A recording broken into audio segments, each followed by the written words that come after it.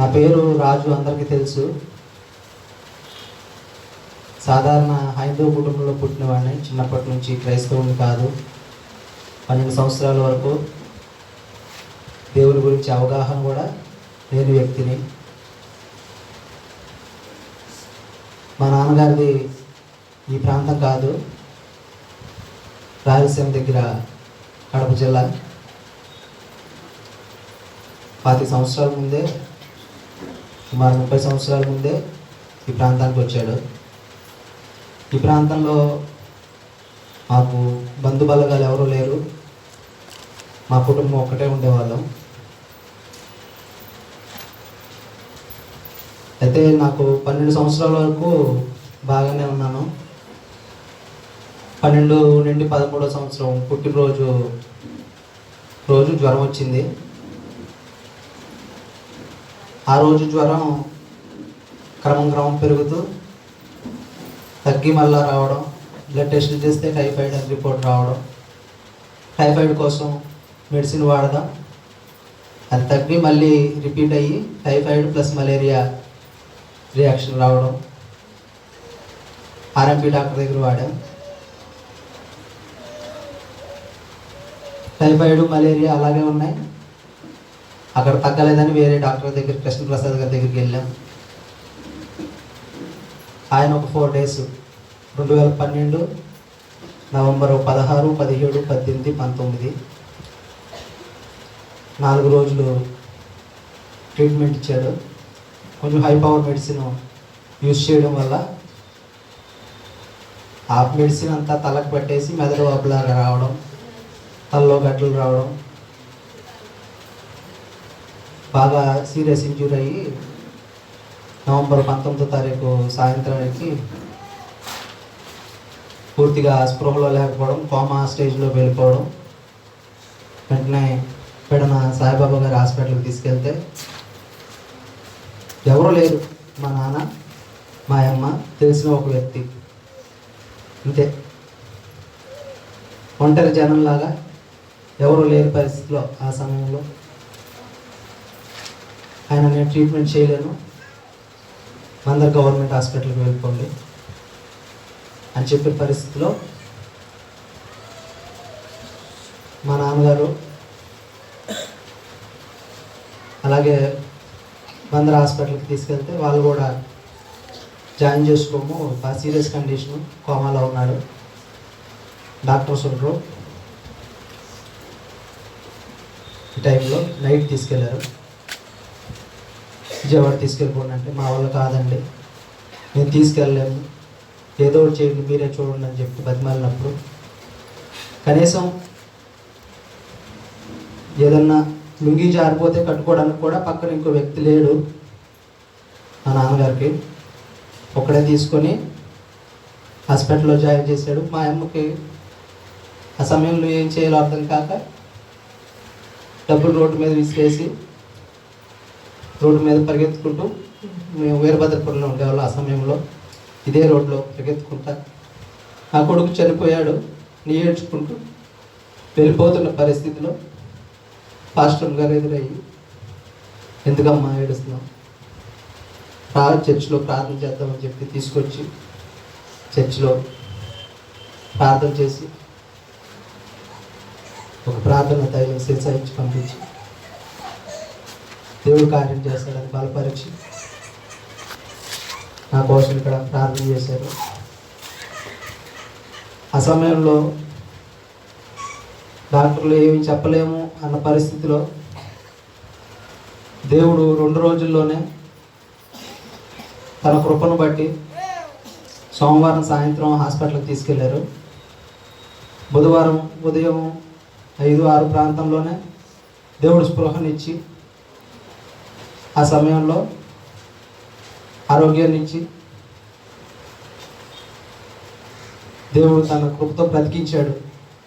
అప్పుడే చనిపోయాను లేను. నేను పెడన హై స్కూల్లో చదివేవాడిని. స్కూల్కి సెలవు ఇచ్చేసారు, చనిపోయాడు, అందరూ వెళ్ళిపోండి అని చెప్పి స్కూల్కి, స్టూడెంట్ చనిపోయాడు అని చెప్పి స్కూల్కి సెలవు ఇచ్చేశారు. ఆ సమయంలో దేవుడు బ్రతికించాడు. దేవుని కృపను బట్టి 3వ రోజు ఉదయమే దేవుడు కోమాలోంచి స్పృహలోనికి తీసుకొచ్చాడు. ఆ సమయంలో మా అమ్మగారికి నేను ఒక నూతిలో పడిపోతే ఒక తెల్లని వస్త్రాలు వేసుకున్న వ్యక్తి వచ్చి నూతిలోంచి తీసి మా అమ్మగారి చేతిలో పెట్టినట్లు మా అమ్మకి కల వచ్చింది. నాకు తెలిసిన వ్యక్తిలాగా వచ్చి, రాజు నాకు దేవుడు అని కూడా తెలియదు, గృహలో లేను ఆ టైంలో, అయినా ఈ దేవుని గురించి అవగాహన లేదు నాకు. చిన్న వయసు, 12 సంవత్సరాల వయసు. యేసుక్రీస్తు గురించి అవగాహన లేదు, దేవుడు అని తెలియదు. కానీ తెలిసిన వ్యక్తిలాగా వచ్చి, రాజు భయపడ మాకు, నేను నీకు తోడుగా ఉన్నాను అని చెప్పి దేవుడు మాట్లాడాడు. దేవునికి స్తోత్రం. తర్వాత సుమారు ఒక 20 రోజులు హాస్పిటల్లోనే ఉన్నా. వచ్చిన తర్వాత సుబ్రహ్మణ్యం గారు, దావీద్ గారు పాస్టర్ గారిని మా ఇంటికి తీసుకొచ్చారు. పాస్టర్ గారు సువార్త ప్రకటించారు. వచ్చిన తర్వాత 2-3 వారాలకి రెండో ఆదివారం నుంచి ఇంటికి వచ్చిన తర్వాత చర్చికి రావడం మొదలుపెట్టాం. దేవుని కృపను బట్టి దేవుడు మా కుటుంబాన్ని ఆ సమయంలో ఆ విధంగా రక్షణలకు నడిపించాడు. అంతా బాగానే ఉంది. ఆరోగ్యం కుదుటపడింది.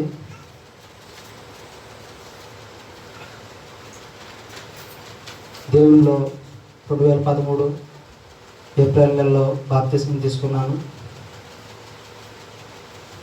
మొదట్లో భక్తిలో బాగానే ఉన్నాను, బాగా ప్రార్థన చేసేవాడిని, అన్ని విషయాల్లో ముందు ఉండేవాడిని. పెద్ద వయసు అవుతుంది, కుటుంబ బాధ్యతలు, పనికి వెళ్ళడం, ఇలా బాధ్యతలను బట్టి కొంచెం దేవుల్లో నేర్చెల్లడం, కొన్ని చోట్ల ప్రార్థనలో కలుసుకోలేకపోవడం, కొన్ని విషయాలలో అనుసారంగా ఉండటం, అలా ఫేస్బుక్, యూట్యూబ్ అనే కొన్ని చిన్న అలవాట్లు, బానిస ప్రార్థన చేయకపోవడం, ఇలా క్రమంగా భక్తిలో సన్నగలడం జరిగింది. సుమారు 12 సంవత్సరాలు.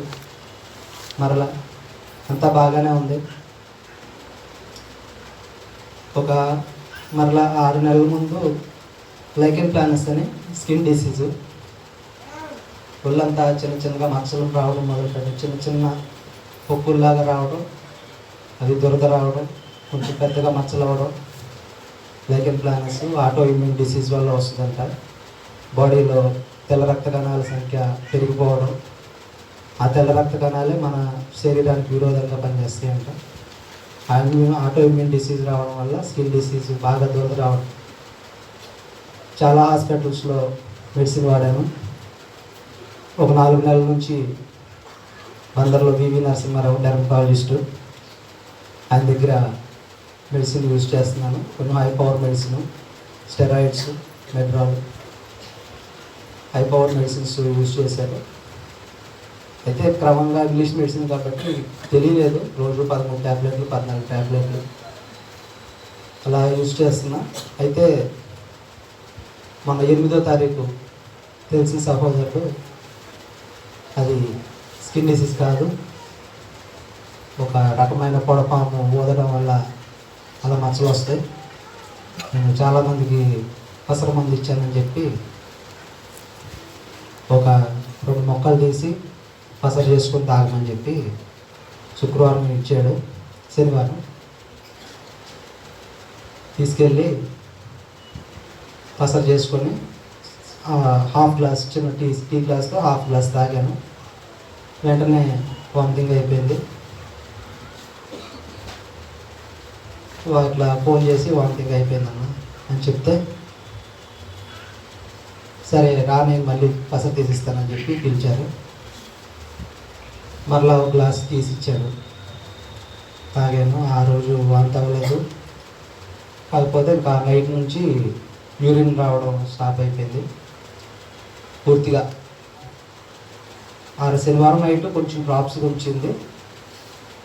మరలా ఆదివారం మామూలుగా ఉపవాసం ఉంటాను కాబట్టి ఆ రోజు సాయంత్రం భోజనం చేసిన తర్వాత మరలా ఫోన్ చేశాడు సహోదరుడు,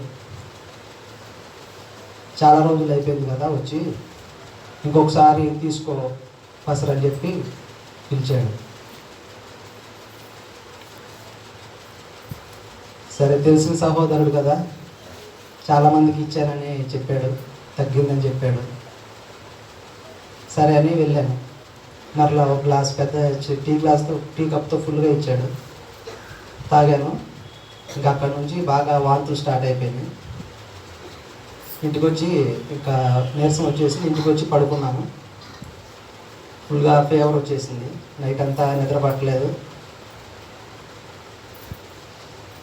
అలాగే కొంచెం సేపు కూడా అసలు నిద్ర పట్టలేదు. కళ్ళు మంటలు, యూరిన్ రావట్లేదు, ఒళ్ళంతా వేడిగా బాగా జ్వరం వచ్చేసింది. మార్నింగ్ దాకా అలాగే ఉండి మార్నింగ్ శివదుర్గారావు అనే ఆరోగ్య డాక్టర్ దగ్గరికి వెళ్ళాను. 102 జ్వరం ఉంది, మామూలుగా మెడిసిన్ ఇచ్చాడు. మరలా సాయంత్రం రమ్మని చెప్పి పంపించేశాడు. సాయంత్రం వెళ్తే జ్వరం తగ్గలేదు. మరలా మెడిసిన్ ఇచ్చి పంపించాడు. వాంతులు అవుతుంది అంటే సెలైన్స్ పెట్టాడు.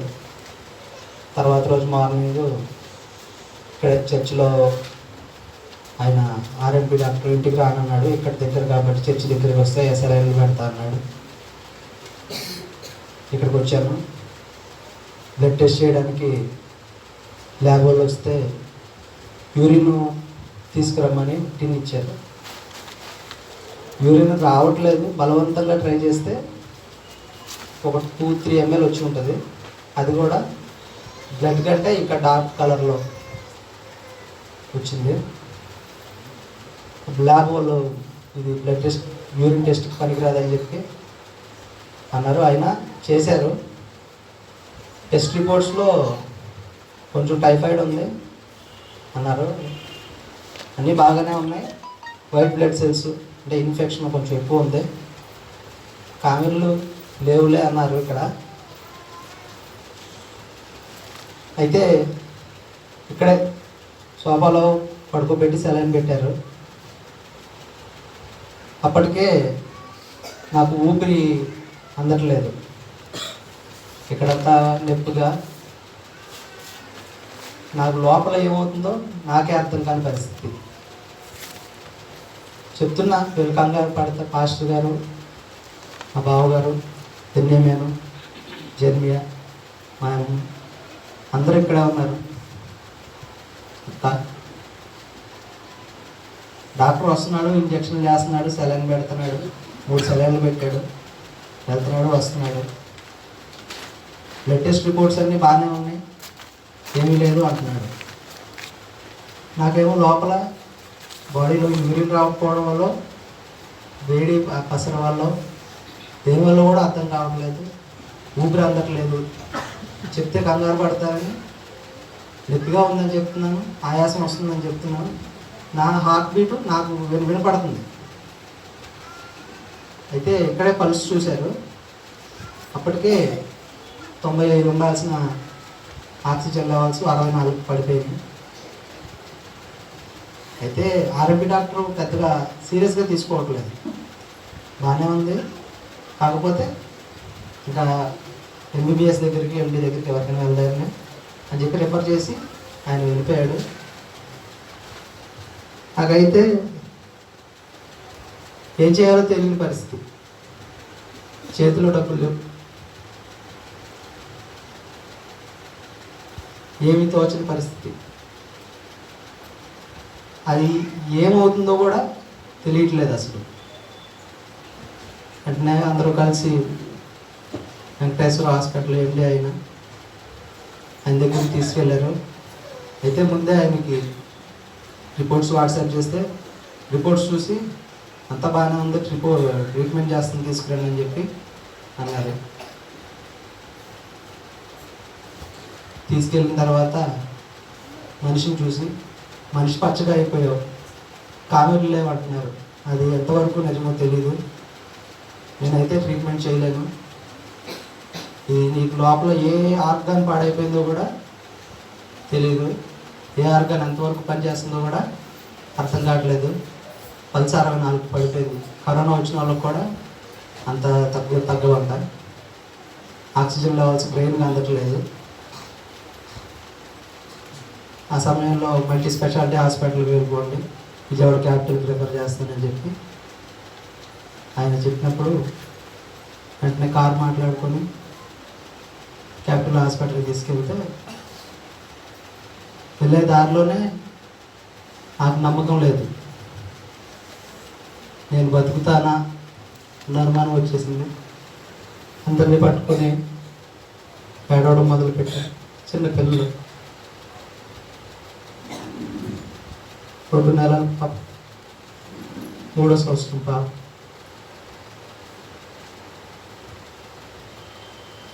హాస్పిటల్ దాకా వెళ్తానని అనుకోలేదు నేను. వెళ్ళే దారిలోనే మరలా వెనక్కి తీసుకొచ్చేస్తారేమో, మరలా ఎడమకి సజీవంగా వస్తానని అనుకోలేదు. సుమారు 1 గంటన్నర ప్రయాణం. ఈలోపే నేను బతుకుతానని అనుకోలేదు. కారులో కూర్చున్నా కానీ నాకు ఏ అవయవాలు పనిచేయట్లేదు. లోపల ఆయాసం వచ్చేస్తుంది, కడుపు నొప్పి, లోపల నుంచి గాలి బయటికి రావట్లా, యూరిన్ రావట్లా. హాస్పిటల్కి తీసుకెళ్ళేసరికి టెస్టులు అన్నీ చేశారు. ముందు జాయిన్ చేసి ఎమర్జెన్సీలో పెట్టారు. పల్స్ చూసి మామూలు ఆక్సిజన్ పెట్టినప్పుడు ఇది సరిపోదు, NMB మాస్క్ అని పెద్ద మాస్క్, అదే మిషన్తో ఆక్సిజన్ లోపలికి తోయడం, అదే బయటికి లాగడం, మన ప్రమేయం లేకుండా. నేను పీల్చుకోవడానికి అవకాశం లేదు. మాస్క్ పెట్టారు, ఒళ్ళంతా ట్యూబ్లు, ముక్కులోంచి పొట్ట వరకు ట్యూబ్ వేశారు.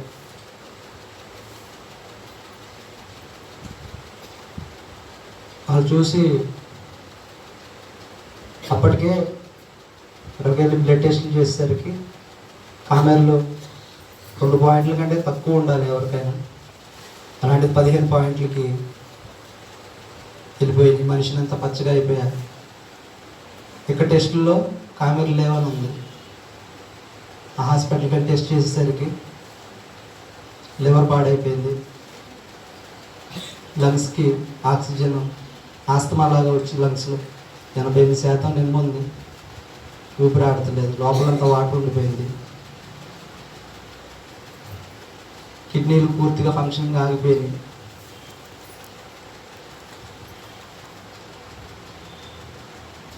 జాయిన్ చేసుకోమని అడిగినప్పుడు నాకు తెలియదు కానీ వాళ్ళు జాయిన్ చేసుకోలేము అని చెప్పిన పరిస్థితి. అది పాయిజన్ కేసు లాగా వాళ్ళు పరిగణించారు. 14 ఉండేది నాకు బ్లడ్ HP. ఆ పసరు వల్ల, అది డోసేజ్ ఎక్కువ అవడం వల్ల మొత్తం లోపల ఉన్న బ్లడ్ అంతా పాయిజన్గా మారిపోయింది, విరిగిపోయింది. 3 పాయింట్లకు వచ్చేసింది బ్లడ్. సుమారు 10 రోజులు ICUలో పెట్టారు.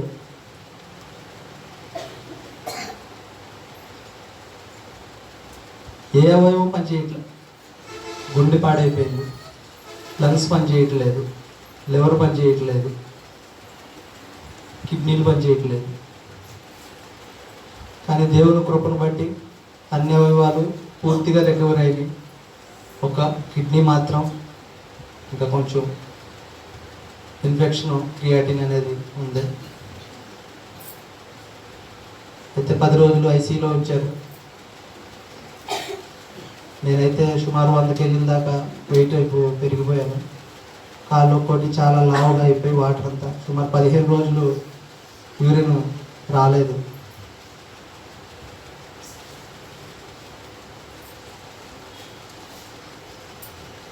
ఏ ప్రాబ్లమో తెలియని పరిస్థితి. డాక్టర్స్ కూడా వస్తున్నారు, చూస్తున్నారు, వాళ్ళకు కూడా అర్థం కావట్లేదు ఆ పసర వల్ల ఇంత ఎఫెక్ట్ అయిపోయింది.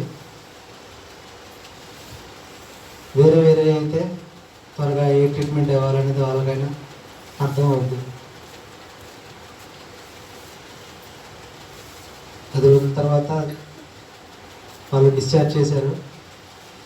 అక్కడ నుంచి అరుణ్ కిడ్నీ సెంటర్, కిడ్నీ హాస్పిటల్కి వెళ్ళాం. దేవుని కృపను బట్టి నాకు 12 సంవత్సరాల వయసు ఉన్నప్పుడు నేను ఒంటరి వాడిని. ఆ సమయంలో మాకు సహాయం చేయడానికి కానీ మాకు తోడుగా నిలబడడానికి కానీ ఎవరు లేరు. కానీ ఇప్పుడు దేవుని కృపను బట్టి మా చేతిలో రూపాయి లేని సమయంలో అడగకుండానే చాలామంది అప్పుగా ఇచ్చిన వాళ్ళు ఉన్నారు, మళ్ళీ తిరిగి ఆశించకుండా ఇచ్చిన వాళ్ళు ఉన్నారు. సుమారు 7 లక్షల వరకు ఖర్చు అయింది. సుమారు 8 బ్లడ్ ప్యాకెట్లు ఎక్కించారు, 11 డయాలసిస్లు చేశారు. దేవుని కృపను బట్టి డయాలసిస్ అవసరం లేదు అన్నారు.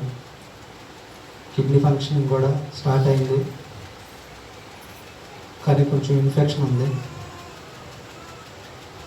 నా కోసం చాలామంది కష్టపడ్డారు, పేర్లు చెప్పి వివరించలేను, కానీ అందరికీ వందనాలు. ఎంతోమంది ప్రార్థన చేశారు, రేత్రి పగలు. మీ మేలు మర్చిపోలేనిది. చాలామంది ప్రార్థన చేశారు. ఒంటరి అయిన వాడు 1000 మంది అగును, ఎన్నిక లేని వాడు బలమైన జన్మగును దేవుడు సెలవు ఇచ్చిన ప్రకారంగా ఆ సమయంలో ఎవరు లేరు, కానీ ఈ సమయంలో ప్రార్థించడానికి, సహాయం చేయడానికి, నా కోసం తిరగడానికి, కష్టపడడానికి దేవుడు చాలామందిని నాకు అనుగ్రహించాడు. అందుని బట్టి దేవునికి స్తోత్రం. నాకు చెప్పడానికి మాటలు రావట్లేదు, చెప్పలేకపోతున్నాను. కొన్ని విషయాలు కంగారు వల్ల మర్చిపోతున్నాను కూడా.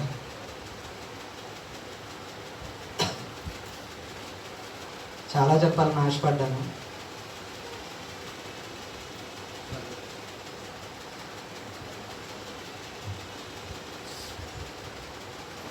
ఇప్పుడు దేవుని కృపను బట్టి అంతా బాగుంది. నా కోసం మీరందరూ ప్రార్థన చేసినందుకు మీకు వందనాలు.